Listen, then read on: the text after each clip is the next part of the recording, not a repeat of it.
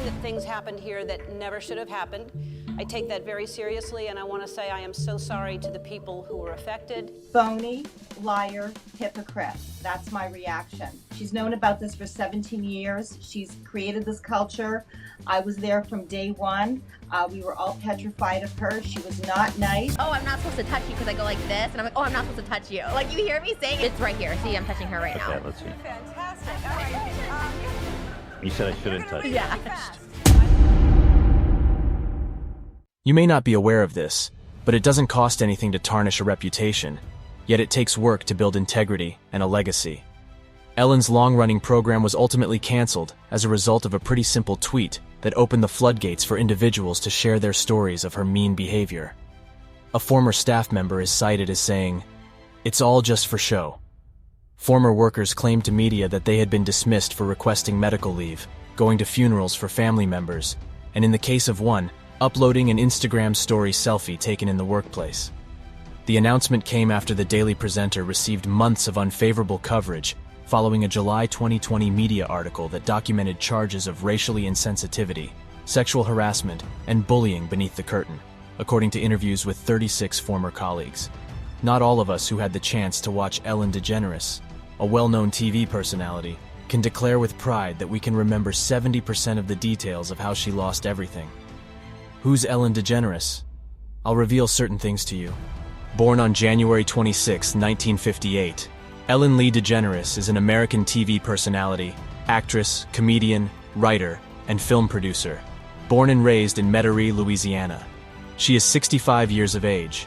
In modest clubs and coffee shops in the early 1980s, Degeneres began her stand-up comedy career. She was the MC of Clyde's Comic Club in New Orleans by 1981, and she also made an appearance there in 1986 on the show Tonight starring Johnny Carson. Degeneres made her acting debut in the movies in 1996 with Mr. Wrong, followed by EDTV and The Love Letter. She played the lead in the sitcoms Ellen, 1994-1988, along with The Ellen Show, 2001-2002. She emerged as a lesbian in a guest performance on the talk show hosted by Oprah Winfrey, while on the fourth series of Ellen in 1997. In addition, she hosted the television program Ellen Degeneres Show between 2003 until 2022, for which she won 33 Lifetime Emmy Awards. She participated in the 9th series of American Idol as a judge in 2010. Degeneres has presided over the Primetime Emmys, Grammy Awards, and Academy Awards. Both a production firm called A Fantastic Production and a record label called 1111 have been founded by her. She also established the lifestyle company E.D. Ellen Degeneres that sells a range of goods for the home, baby, pet, and fashion. Are you aware that Ellen Degeneres has 20 more People's Choice Awards than anyone else you can think of, and the Mark Twain Prize on American Humor? She was given the prestigious Presidential Medal of Freedom in 2016.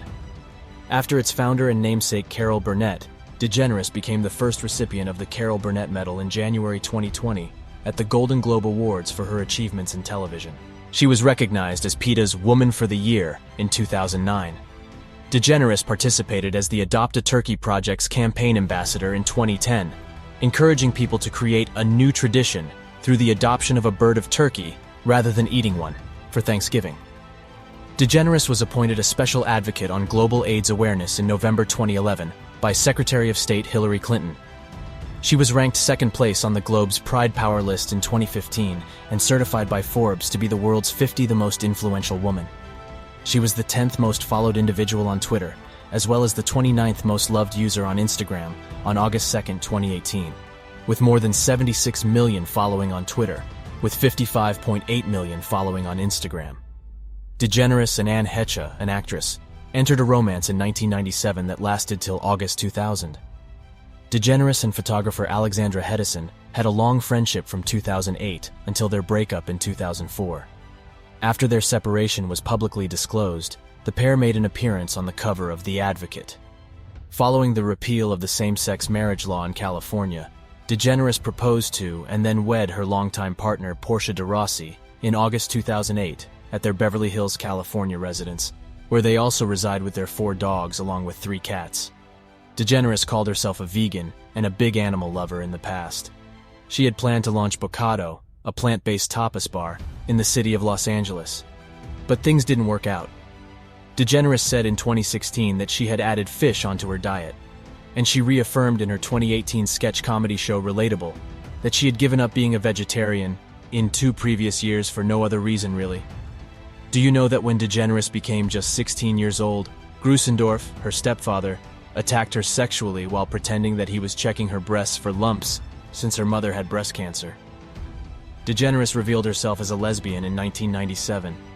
She was mired in depression as a result of the media coverage's controversy, which impeded her professional growth. Jerry Jones, the owner of the Dallas Cowboys, invited DeGeneres to a Green Bay Packers versus Dallas Cowboys NFL game in October 2019. She was sitting close to George W. Bush, the former president, at the game. Her cordial conversations with Bush, which were recorded by stadium cameras, drew criticism because he had previously opposed same-sex marriage. DeGeneres received criticism for her relationship with Bush. In a lecture, DeGeneres justified her bond with Bush by asserting that she thinks interpersonal connections should go beyond political disagreements, and by drawing comparisons between it and her relationships with those who wear fur, a behavior she does not support. The Ellen Degeneres Show host's downfall began in July 2020, when 10 former employees claimed she fostered a toxic work environment marked by racism, fear, and intimidation, failing to address executives who had harassed female employees and using racist microaggressions and abuse toward employees of color, firing staff members for taking sick or bereavement leave, and substituting non-union workers for her own crew during production. The employees said in an anonymous news story that DeGeneres engaged in aggressive and abusive behavior against them, while also claiming that she sacked another of their former co-workers for starting a page on GoFundMe to raise money for medical expenses that weren't covered by their employer-provided health insurance. A few months prior, comedian and also podcaster Kevin T. Porter penned an article on Twitter in which he referred to DeGeneres as notoriously among of the meanest individuals alive, and urged followers to share any narratives that you have encountered about Ellen being mean, promising to donate $2 towards the Los Angeles food shelf for each submission. The thread quickly gained popularity, with several comments coming from individuals who had either directly interacted with the television personality or had loved ones who had. These people accused her of actions like having an autistic cleaning staff fired for speaking to her directly and lamenting to a waitress's boss about her fractured fingernails. In the same time frame, Telepictures, a division of Warner Brothers Entertainment, announced in an internal memo that they would conduct a confidential investigation into their employees' experiences working on the show hosted by Ellen Degeneres. They would use the employee relations team at Warner Media, as well as an outside consultant to conduct these interviews.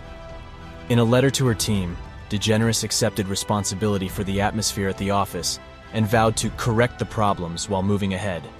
In a statement, DeGeneres expressed regret to her team, saying, "On the first day of our show, I promised everybody in our initial conversation that the show of Ellen Degeneres was going to be a happy environment, where no individual was going to raise their voice, and where everyone would be regarded with respect. I was disheartened to learn that nothing changed, even though obviously something did. I'm sorry for that. Anyone who is familiar with me is aware that this is contrary to my beliefs and my hopes for our show. 3 executives resigned after the probe, and the program promised to reform the culture." DeGeneres issued another apology before the start of the 18th season in September 2020, but it was already too late. The incident had cost her a large number of fans. Then, in April 2013, she gave $25,000 to help stop Tennessee's anti-whistleblower ag-gag legislation, which would have barred undercover investigators from recording animal mistreatment on farms. In November 2017, President Donald Trump said that he would begin allowing African elephant trophies into the U.S. To generate money for the David Sheldrick Wild Fund, DeGeneres replied by initiating a hashtag campaign through her firm, ED Ellen Degeneres Entertainment. DeGeneres was given a lifetime lease on a gorilla house in Rwanda for the Digit Fund in January 2018 from DeRossi in respect of her 60th birthday. This contribution was made by the Ellen the Comedian Wildlife Fund, a brand new Digit Fund subsidiary. She also created a t-shirt using her own brand, with all proceeds going to the charity. Since reports of Ellen having a toxic workplace environment behind the scenes first surfaced last summer, DeGeneres has been a lightning rod for controversy, in contrast to her friendly public persona and her motto, "Be kind."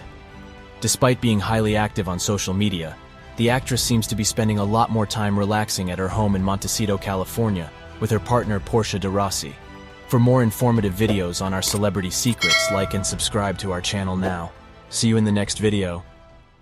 I tear everything I say apart. Everything I do, I analyze, and my mind kind of holds on to, oh, I said this or did this, or but then there's a part of me that, was pretty okay and confident.